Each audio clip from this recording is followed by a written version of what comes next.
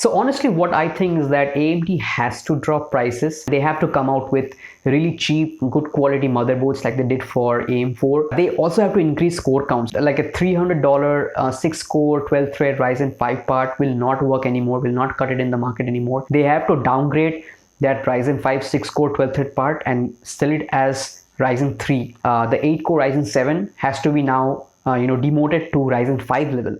Hey, what's going on everybody? Diptesh here, back again with another video. So let's keep this video short and simple and let's get straight to the point. Less than a month ago, AMD unveiled their Zen 4 series of desktop processors, and they are well and truly remarkable. They are downright impressive. Like AMD was able to achieve 40% average performance boost across the product stack without increasing core counts. That is mighty impressive. Like Zen 4 6-core Ryzen 5 is matching Zen 3's 8-core Ryzen 7. Similarly, Zen 4's 8-core Ryzen 7 is matching Zen 3's 12-core Ryzen 9, and so on and so forth. But the problem is, and has been since Zen 3's launch, is that AMD does not really have anything truly competitive in the lower end, or let's say in the mid-range. And this time the issue is even worse because of the added platform cost of the new AM5 platform.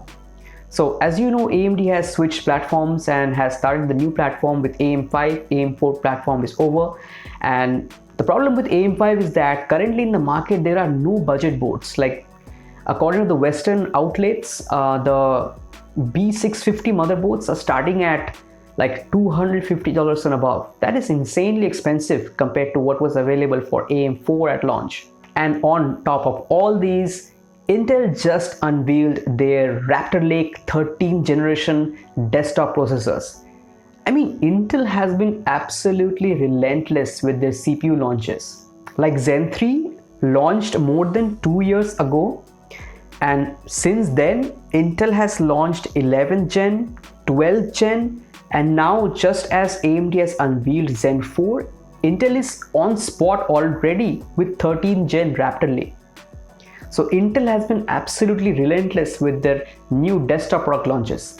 Now speaking of Raptor Lake, Intel hasn't really achieved any major architectural breakthroughs or hasn't achieved any kind of IPC uplift like Zen 4. But honestly, they don't need to. Their hybrid architecture that they have started since Alder Lake has enabled them to just throw in a bunch of E-cores.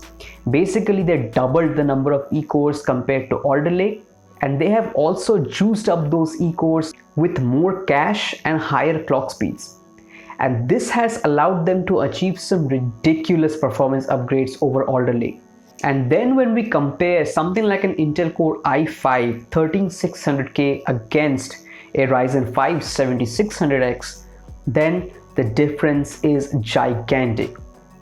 The difference in productivity or production workloads is so big that it is comical. It is actually hilarious. The Intel Core i5 13600K with 14 cores has made the 6-core Ryzen 5 7600X totally irrelevant in my opinion. The difference is so big that it kind of reminds me of when the Ryzen 5 3600 made the Intel Core i5 9600K irrelevant. Now guys, I know that the 7600X is cheaper than the 13600K, and also the 7600X is actually faster than the 13600K for gaming. But the difference is not that big, and both CPUs are really good for gaming. And for that extra $30 over the 7600X at $330, the Intel Core i5 13600K has so much more cores available in its bank that it makes that CPU far more future-proof, and already in production workloads the difference is huge. Basically, the Intel Core i5 13600K actually beats the Ryzen 7 7700X in most applications, in most productivity applications actually. That is how big the difference is. So eventually the 7600X is kind of irrelevant compared to the 13600K. Like no matter how impressive the 7600X is, the 7600X actually kind of matches the Ryzen 5 5800X from last generation Zen 3. But no matter how impressive the 7600X is in itself, no amount of innovation can bridge the gap between 6 cores and 14 cores, and 14 cores as good as Raptor Lake. I'm not talking about some old 14 cores or something like that. We're talking about the same generation of processors from Intel and AMD. The difference is huge. Like the difference in raw core count is very big, and that has resulted in massive difference in terms of productivity performance. Now guys, I'm not going to talk about those high-end Ryzen 9 parts that have got 12 cores and 16 cores, because they are genuinely good and you can make a case for them. They also require substantially less power compared to Intel's 16 cores and 24 core i9 parts. So you can definitely make a case for those high-end Ryzen 9 7900X and 7950X parts, because they are genuinely impressive. You can make a case for the value, their efficiency and all those things. They already have high core counts. But I'm going to talk about the mid-range, which most people care about.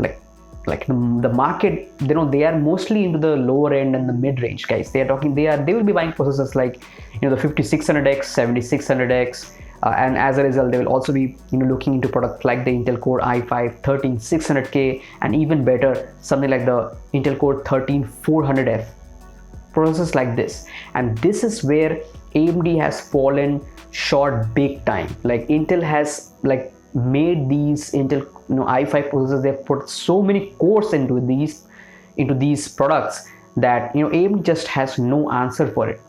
Now I know some people may argue that Z690 or Z790 is end of line for a Raptor Lake, and basically you'll have to upgrade your motherboard and you have to go for a new motherboard for Meteor Lake. But here's my counterpoint guys. When the platform cost isn't that much, like even if you are a new user buying or building a new system, you are buying everything from scratch. When the platform cost is not that much, like cheap B660 motherboards are available, and then you have got DDR4 support as well, which is quite a bit cheaper than DDR5, and then you have such amazing CPUs like the 13600K with 14 cores. Something like a casual user will be satisfied and will be set for like 3 years at least. Like for 3 years, a person with a system like this will not have to upgrade his or her platform. So I don't think the platform cost comes into consideration in this situation, because the platform cost for 13 gen Raptor Lake, due to the these affordable motherboards and DDR4, isn't that much. You don't have to consider the platform longevity in this situation, in my opinion. You may think otherwise, but yeah, I think in this situation the platform longevity doesn't really matter that much. And guys, I also know that AM5 is a brand new platform, and if AM4 is anything to go by, then we know AMD is going to come out with top tier upgrades. Something like Zen 4 X3D coming out very soon, early next year, and then you'll have stuff like Zen 5, Zen 6 coming out on the same platform. So I know AMD is going to come out with the goods. AMD is not going anywhere. Don't worry about that. AMD is going to come out with the goods. But what about now? What about this pricing situation? It's almost crazy to me. This reminds me of the situation of like Zen 2 Ryzen 3000 against Intel's refreshed Coffee Lake 9th generation, and then also Comet Lake. After all these years, Intel is now the definitive value for money platform. It's amazing to me. I mean, congratulations Intel, man. Intel has been going through a lot of tough time, guys. They lost their biggest client, that is Apple, and then they lost a bunch of market share to AMD, and they couldn't meet their investors' expectations and all those things. So it's really great to see this type of competition right now. Like AMD pushed Intel to make those changes in their product category, like come out with more cores, lower costs and all those things. Like AMD really pushed Intel to change for the good, and now AMD is pricing their products quite high up, quite high in my opinion, and now Intel has come back with with some great products, and now is forcing AMD to lower the price. This is great for the market. Competition is always great, guys. So honestly, what I think is that AMD has to drop prices, they have to come out with really cheap, good quality motherboards like they did for AM4. And yeah, they also have to increase core counts. They basically, going forward, what they have to do is like a $300 6 core 12 thread Ryzen 5 part will not work anymore, will not cut it in the market anymore. They have to downgrade that Ryzen 5 6 core 12 thread part and sell it as Ryzen 3. Similarly, the 8 core Ryzen 7 has to be now demoted to Ryzen 5 level. And then the 12 core Ryzen 9 has to be the Ryzen 7, and then the 16 core Ryzen 9 has to be the base level Ryzen 9. And going forward, they should also come out with the 24 core Ryzen 9 and 32 core Ryzen 9 processors back, especially since Intel is supposed to increase the core counts further up to 32 cores with Meteor Lake. So yeah, AMD has to keep up. It's a really good time in the DIY market. There's a lot of competition between AMD and Intel. Let's see what AMD does with the pricing coming up, and let's see how this affects laptop pricing as well. So yeah, it's a great time. Competition is great for everybody. People get the choices. No company can force and control the market, and that's a great thing. So that's it for this video, guys. Thank you so much for watching. A lot more videos are coming out, so please stay subscribed to the channel, and if you're new to the channel, then definitely subscribe. Alright guys, take care, and I'll catch you in the next one. Peace.